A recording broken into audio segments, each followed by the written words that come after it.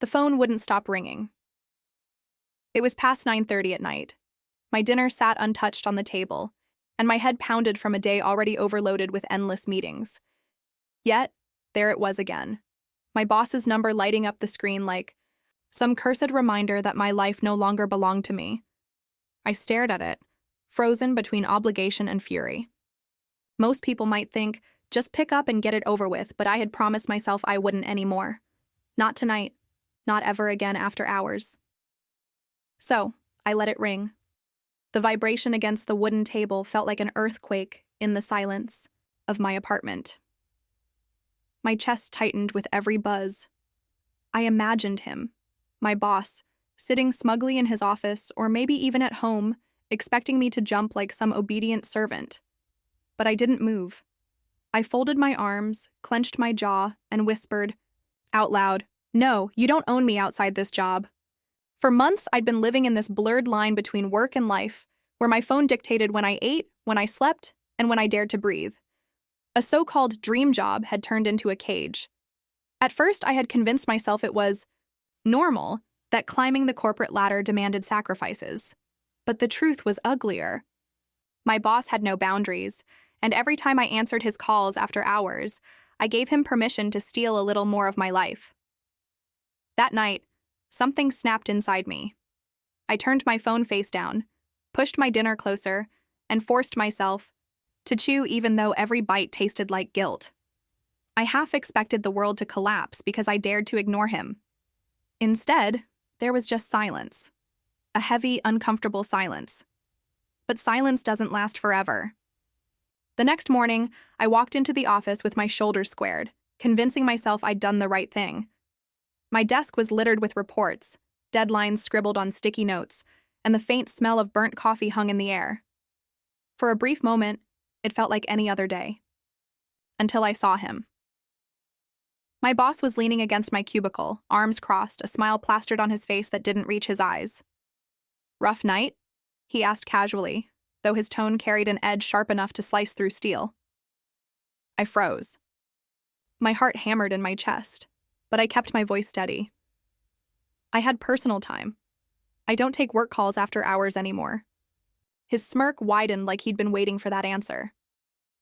Personal time, he repeated slowly, as if the phrase was foreign, even offensive. That's funny, because around here, commitment doesn't have a schedule. Our clients don't sleep, so neither should we.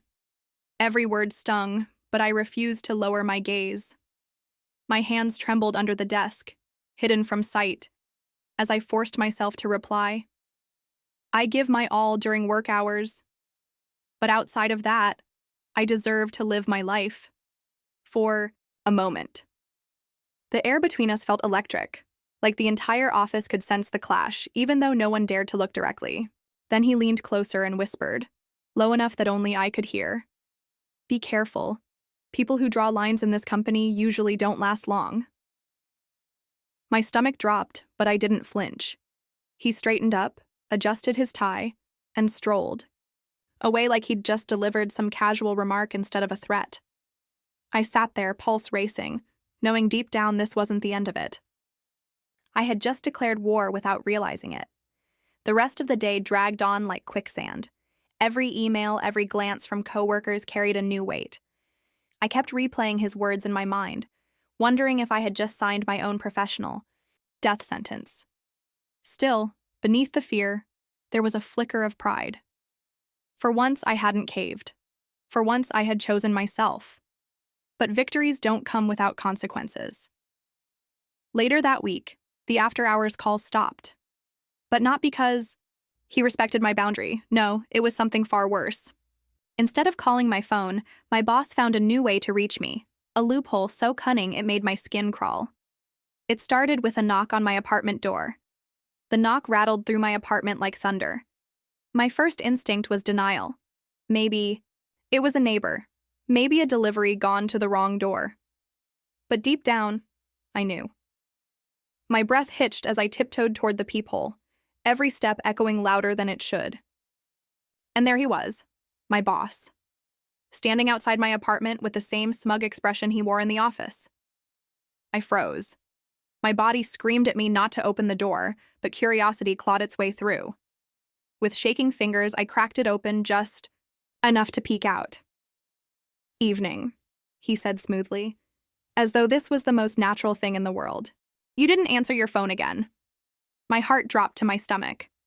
"This is my home," I snapped, my voice sharper than I expected. "You can't just show up here." "Oh, but I can," he replied, his tone dripping with condescension. "When the company needs you, there are no boundaries." That was the moment I realized my fight wasn't just about ignoring phone calls. It was about reclaiming my dignity. And I should probably tell you who I am, because otherwise you might think I'm exaggerating. My name is Leora Dane. I'm 28 years old, and I live in a modest apartment on the edge of Portland, Oregon.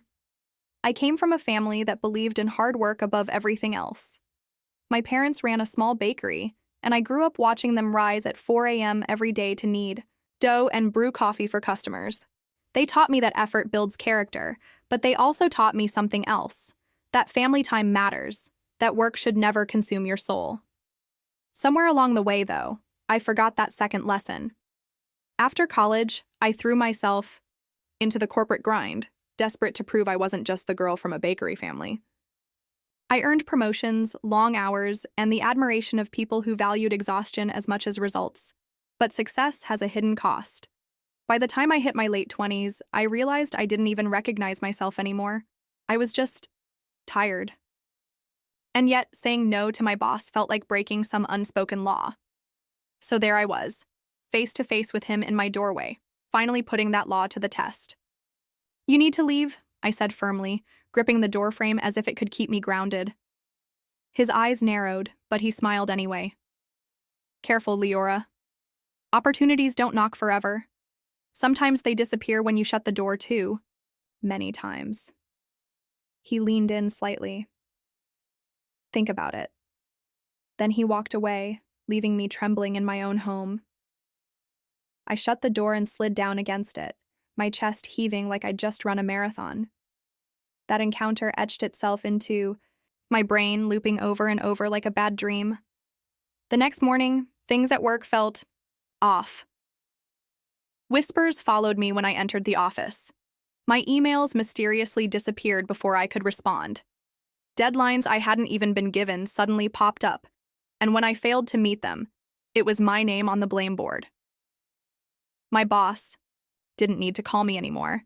He had found a way to punish me inside office hours, weaponizing the system against me. At lunch, I sat alone, poking at a salad that tasted like cardboard. That's when one of my colleagues, a soft-spoken analyst named Emery, slid into the chair across from me. "Hey," he whispered, glancing around nervously. "You should be careful. I heard him talking about you in the meeting this morning." Fork clattered against the plate. "What did he say?" Emery lowered his voice even more. "That you're replaceable. That loyalty isn't your strong suit. He's setting you up, Leora. I don't know the details, but I can tell you it's bad." A cold wave washed over me. Replaceable. The word echoed inside my skull. I'd poured years of my life into this company, and suddenly I was disposable because I wanted to eat dinner in peace. Rage flickered beneath my fear. Maybe I was replaceable, but I wasn't powerless. That night, when I returned home, I stared at my phone as it buzzed with another after-hours call. This time, it wasn't my boss. It was a blocked number. Against my better judgment, I answered, my voice tentative. "Leora?" a distorted voice said. "You don't know me, but I know what your boss is planning. And if you want to keep your job, you need to listen." My blood turned to ice. My grip tightened on the phone until my knuckles turned white. "Who is this?" I demanded, trying to mask the quiver in my voice. The caller paused, as if weighing their words. "It doesn't matter who I am. What matters is that your boss isn't just annoyed at you, Leora. He's moving pieces behind the scenes. He wants you gone." My stomach churned. "Gone? What do you mean?" "He's documenting every mistake, real or fabricated. He's building a file against you. Late responses, missed calls, imaginary deadlines you failed. He'll present it to HR as proof you're not a team player. And trust me, once it's in writing, your side of the story won't matter. I swallowed hard, the room spinning. How do you even know this? The voice sighed. Because I've seen him do it before. You're not the first. And unless you do something now, you'll be next. A surge of panic coursed through me, but beneath it, a stubborn streak rose. Why are you helping me? Another pause, then softer. Let's just say I've been where you are. He ruined me once. I can't stand by and watch him ruin someone else. Consider this your warning. Before I could press for details, the line went dead. I sat in stunned silence, the phone still pressed to my ear. My boss wasn't just being manipulative, he was laying a trap. And the worst part? No one would believe me if I tried to fight it. He was respected, charismatic, the kind of man who could spin lies into gospel. The next day at work, the evidence of the caller's warning became painfully clear. A new performance review form sat on my desk. Words jumped out at me like daggers: unreliable, resistant, unwilling to collaborate. My throat tightened as I realized this wasn't just feedback, it was ammunition. Later in the break room, I overheard two co-workers whispering, "Did you hear about Leora? Apparently she's on thin ice. Can you believe it? I thought she was one of the hardest workers." Their words stung, but more than that, they fueled the fire building inside me. I wasn't going to let him destroy me quietly. If he wanted war, I'd give him one. That evening, I dug through every email, every chat log, every timestamp I could find. I built a folder on my laptop labeled Defense, documenting how often I stayed late, how many projects I'd completed, and even the messages where he praised my work. If he wanted to twist the truth, I'd have the receipts. But the paranoia grew, heavier with each passing day. Every time I logged into my computer, I felt like he was watching. Every conversation in the hallway sounded like it was about me. Sleep became a luxury, my dreams haunted by the sound of his smug voice. Then came the breaking point. At a team meeting in front of a dozen colleagues, he cleared his throat and said, "I want to address something. Some people here think their personal time is more important than the company's mission." His eyes locked on mine. That kind of attitude doesn't belong here. A hush fell over the room, my pulse roared in my ears. I wanted to scream, to stand up and defend myself, but I knew that's what he wanted, to paint me as emotional, unprofessional. So, I clenched my fists under the table and stayed silent. But silence didn't mean surrender. That night, my phone buzzed again. Another blocked number. My heart leapt as I answered. "It's me again," the voice said. This time it was softer, less distorted. "I think it's time we met in person. I can show you proof of what he's doing. But you have to trust me." Fear wrestled with curiosity inside me. Meeting a stranger who called me from blocked numbers sounded reckless, but if they truly had evidence, it might be the only way to save myself. "Where?" I whispered. They gave me an address, a cafe on the other side of town. "Tomorrow, 7 p.m. When the line disconnected, I sat frozen on the couch, the weight of the decision pressing down on me. If this person was telling the truth, I could expose my boss for the manipulative tyrant he was. But what if it was a trap? What if he somehow orchestrated this to push me over the edge? I closed my eyes, hearing my parents' voices in my head. Work hard, but never let work consume you. For the first time in months, I felt clarity. I was going to that cafe. What I found there would either save my career or end it for good. The cafe smelled like roasted beans and cinnamon, a warm contrast to the icy nerves twisting my stomach. I checked the time again, 6:58 p.m. My hands shook as I wrapped them around the paper cup, more for comfort than taste. Every creak of the door made me glance up, half expecting my boss to storm in, accusing me of betrayal. Then, at exactly 7, someone slid into the seat across from me. It wasn't who I expected. A woman, maybe early 30s, with sharp eyes, and a kind of quiet weariness etched into her features. She wore a simple blazer, her hair pulled back, and her hands trembled slightly as she set her coffee down. "You must be Leora," she said, her voice soft but firm. I nodded cautiously. You're the one who's been calling me? She gave a tight smile. Name's Marceline Holt. I used to work for him. Her words hit like a jolt. Used to? I echoed. She leaned in, lowering her voice. Same story as you. I didn't play by his after-hours rules. At first, he pressured me, then he sabotaged me. False reports, twisted performance reviews, rumors in the office. By the time I realized what was happening, HR believed I was unstable. They pushed me out. No severance, no reference, just gone. My throat tightened. That's what he's trying to do to me. Marceline's eyes softened, but there was steel underneath. Exactly. That's why I called. I couldn't stand by and watch him do it again. I've been collecting evidence ever since I left. Emails, recordings, testimony from others he's ruined. He thinks he's untouchable. But he's not. Not if we work together. She slid a flash drive across the table. My pulse quickened as I picked it up, the tiny device suddenly feeling heavier than it should. What's on here? I whispered. Proof, she said simply. Recordings of him admitting to bending the rules. Screenshots of him altering files. Conversations where he bragged about breaking people down until they quit. A cold rush ran through me.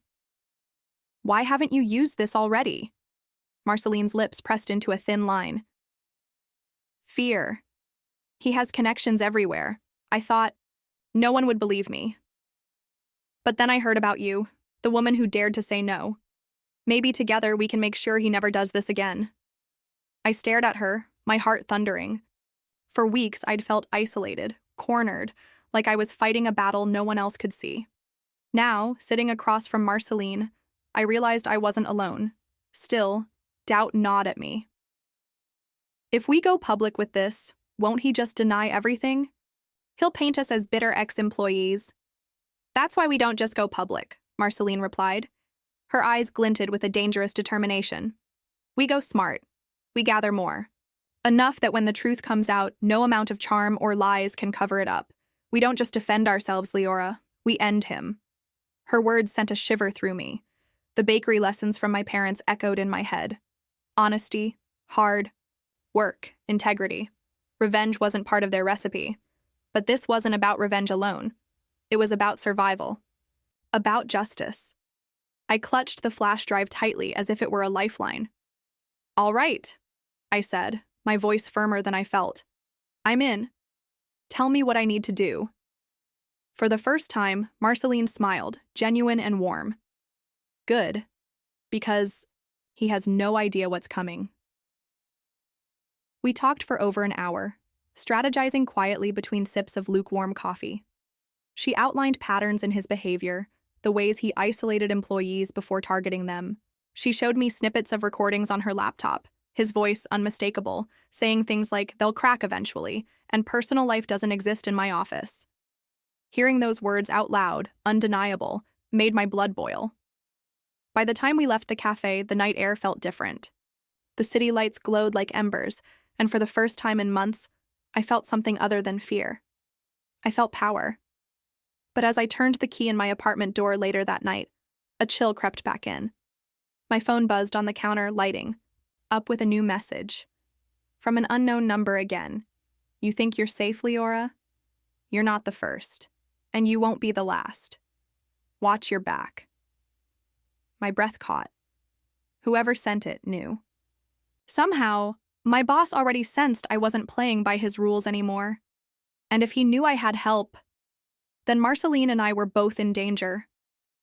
The text glared at me from the phone screen like a neon warning sign. My breath hitched, and I backed, into the wall, my heartbeat hammering in my ears. I reread the message again and again. You think you're safe? You're not the first, and you won't be the last. Watch your back. It couldn't be a coincidence. He knew. Somehow my boss knew I had stopped being his compliant pawn. I called Marceline immediately, my hands trembling as I held the phone to my ear. She picked up after 2 rings. Leora, what's wrong? I just got a text, I whispered, as if the walls themselves might be listening. He knows. Someone warned me to watch my back. Silence stretched on the other end before she answered. Then he's getting nervous. That's good. Nervous people make mistakes. But you have to be careful. He doesn't play fair. Her words settled in my chest like lead. Didn't play fair. I'd seen glimpses of that already, but if this message was his idea of intimidation, what would he do next? The following day at work, the hostility was no longer hidden. My boss called a sudden team meeting. We gathered in the conference room, the fluorescent lights buzzing overhead. He paced at the front, his smile tight, his eyes sharp. Lately, he began, I've noticed a concerning lack of dedication from certain individuals. People forgetting what it means to commit fully to this company. Let me be clear. This is a place for loyalty, not laziness. Though he never said my name, every glance, every pause was a dagger aimed directly at me. My coworkers shifted uncomfortably, their eyes darting between him and me. Then he added, almost casually, Of course, disloyalty has consequences. And if anyone here thinks they can outsmart me, they'll soon realize just how wrong they are. The room went cold. My stomach twisted as his gaze lingered on me for a fraction too long. It was a warning, plain and simple. After the meeting, Emery, the soft-spoken analyst, caught me in the hallway. He's setting you up, Leora, he murmured. I overheard him talking to HR again. He's building a termination case and he wants you gone within weeks. I clenched my fists, forcing down the wave of panic. Let him try, I whispered. I'm not alone anymore. That night, Marceline and I met again, this time in her apartment, a small but cozy space filled with books and files stacked high on the coffee table. She pulled out a thick folder and dropped it in front of me. Here's what we have so far, she explained. But if we want to bring him down, we need more. He's protected, Leora. Connections in HR, maybe even upper management. The only way to stop him is to expose him so publicly that no one can protect him. I flipped through the folder. Screenshots, emails, notes from former employees. Each page painted a darker picture of the man I thought I already knew. He wasn't just a bad boss. He was a predator. He thrived on control, humiliation, and fear. How do we expose him? I asked, my voice low but determined. Marceline's eyes locked onto mine. We set a trap. We make him show his true colors and we record everything. But that means you'll have to bait him, Leora. You'll have to push back harder than ever. The idea sent a chill down my spine. You're asking me to provoke him. I'm asking you to be brave, she countered gently. He already wants to destroy you. This way you take control of the narrative. I sat in silence for a long moment, the weight of her words pressing on me. My whole life, I'd been taught to avoid unnecessary conflict, to keep my head down and work hard. But this wasn't just about me anymore. If I didn't fight, he would ruin the next person, and the next, until no one dared to resist him. Finally, I nodded. Okay, I'll do it. Over the next week, the plan took shape. I began pushing back in small but deliberate ways, questioning unreasonable demands in emails, refusing last-minute tasks without notice, logging every interaction carefully. Each time, I made sure the language was professional but firm, and just as Marceline predicted, he started to lose control. The mask slipped in meetings, his voice rising, his patience thinning. I could see the cracks forming, and it gave me strength. But one evening, as I was about to leave the office, he appeared at my desk, blocking my way. His eyes burned with fury. You think you're clever, don't you? He hissed. I kept my voice steady. I'm just doing my job. He leaned in closer, his tone dropping to a venomous whisper. You don't know who you're dealing with. I can ruin you, Leora. I can make sure you never work in this industry again. I felt the tremor in my chest, but I didn't back down. Instead, I looked him straight in the eye. Then do it, because I'm done being afraid of you. His jaw tightened, and for the first time I saw it, the flicker of doubt in his eyes. He spun on his heel and stormed off, leaving the office buzzing with whispers. But the confrontation wasn't the end. That night, I received another message. This one wasn't anonymous. It was from my boss's email address, tomorrow morning, HR conference room. 9 a.m. We're going to settle this once and for all. The HR conference room smelled faintly of lemon polish and nerves. The blinds were half drawn, muting the morning sunlight into pale strips across the table. I walked in at exactly 8:59 a.m., my heart thundering like a drum inside my chest. My boss was already there, seated confidently with a folder in front of him. Two HR managers sat at the far end, their expressions unreadable. "Leora," he said smoothly, gesturing to the chair across from him. "Please sit. We need to clear some things up." I took my seat, gripping the armrests to steady myself. His smirk widened, as though this was just another performance review he was certain he'd win. He opened his folder dramatically, sliding several papers across the table. "As you can see, there's a troubling pattern here. Missed deadlines. Failure to respond to urgent calls. Resistance to leadership. This company runs on dedication, and unfortunately, Leora seems to lack that." One of the HR managers adjusted her glasses, skimming the papers. The other scribbled notes. My pulse quickened. For a moment, fear tried to choke me, but then I remembered the flash drive in my purse. I remembered Marceline's steady voice, "Make him show his true colors." I leaned forward. "May I respond?" My boss gestured lazily. "By all means." I pulled out my own folder and set it on the table, with a firm thud. "What you have there are fabricated narratives. What I have here is the truth." I handed the HR managers a neatly organized packet, emails with timestamps, project logs, performance data. Each one contradicted his claims. "Here are the deadlines I met, early in many cases. Here are the nights I worked late. And here," I said, my voice steady, "are the emails where you praised my work." My boss's jaw tightened, but he quickly forced a smile. "Cherry-picked. She's twisting things to make herself look good." That's when I pulled out the flash drive. "And this," I said, sliding it across the table, "is evidence from other employees you sabotaged, including recordings of your own words." The HR managers exchanged startled glances. One plugged the flash drive into a laptop, the room filled with the sound of his voice. Undeniable, unmistakable. "They'll crack eventually. They always do. Personal life doesn't exist in my office." The color drained from his face. This is out of context," he stammered. But then came another recording. "The trick is to make them feel isolated. Once HR sees enough notes about someone being unreliable, they're gone. Easy." Silence fell heavy. My boss's hands twitched as he slammed his folder shut. "This is absurd. You're conspiring." "Against me." I looked him dead in the eye. "No, I'm telling the truth you've buried for too long." The HR managers whispered to each other before one finally spoke. "We'll need to investigate these claims thoroughly. Effective immediately. You're suspended pending review." For the first time, his composure cracked. He stood abruptly, pointing a shaking finger at me. "You think you've won? You're finished in this industry. I'll make sure of it." But no one was listening. The HR staff escorted him out, his protests echoing down the hallway. I sat there, breathless, as the weight of months lifted off my shoulders. Later, outside the building, Marceline was waiting for me. The moment she saw my face, she knew.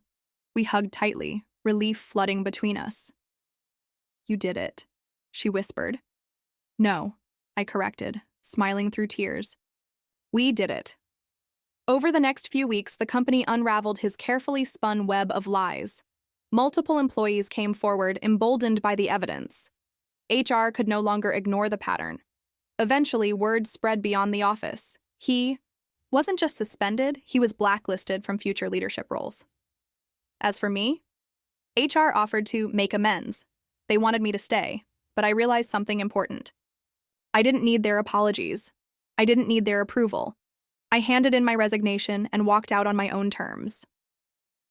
With Marceline's help, I started consulting, helping other employees facing toxic workplaces, teaching them to set boundaries and reminding them that their lives mattered beyond their jobs. It wasn't just about survival anymore. It was about empowerment.